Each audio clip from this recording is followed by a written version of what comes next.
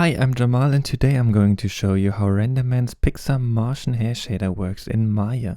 First I have to say you're able to do mostly everything you need to do with fur or hair with the PxrMarschnerHair shader, but nonetheless I recommend to use the Pixar hair color node and connect it with PxrMarschnerHair shader. But even though it's very important to understand how PxrMarschnerHair shader works, so let's have a closer look at that. There are two diffuse models such as Sinky and Kajia.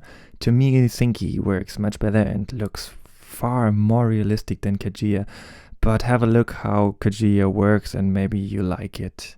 A diffuse gain of 0 is good if you want to have dark hair, but grey or blonde hair won't work with such low numbers. Diffuse color is the main color of the hair. But if you change it, you will see there are not so many changes now. But why? Hair shading works like this. The first thing you see is primary specular.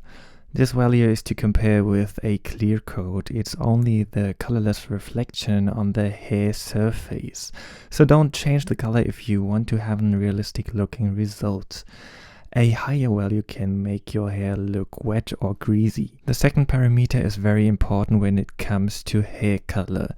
It transmits into the hair, reflects from the inside back out of the hair.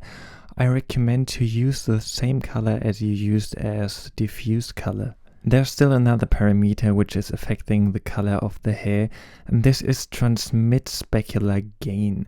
This is about the light which transmits directly on the other side of the hair. This is always a result of a backlight. So if you place a light behind an object and in the camera the hair seems to glow, especially on the tips. This is especially very important when it comes to cinematic lighting in both animations and real movies.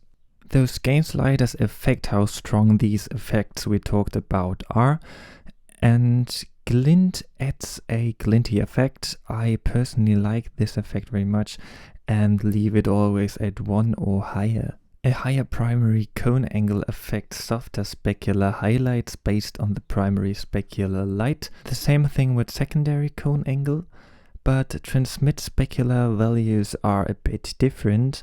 A higher transmit cone angle helps to make your fur look softer, but it's quite noisy if you increase the number, so if you use it you maybe need to increase your sample rate or use denoising.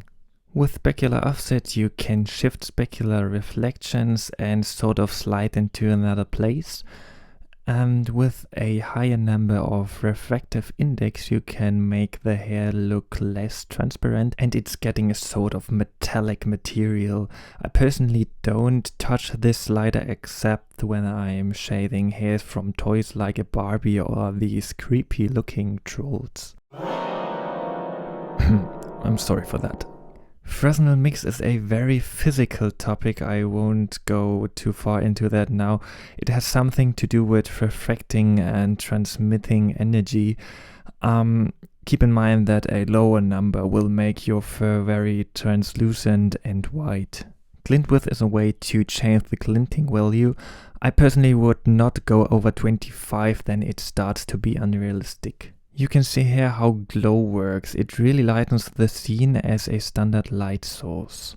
And of course you can change the color of this glowing effect. Yep, and that was everything I wanted to show you in this tutorial. Keep in mind that colorizing is much easier if you're using the Pixar hair color node. And thanks for watching and see you the next time.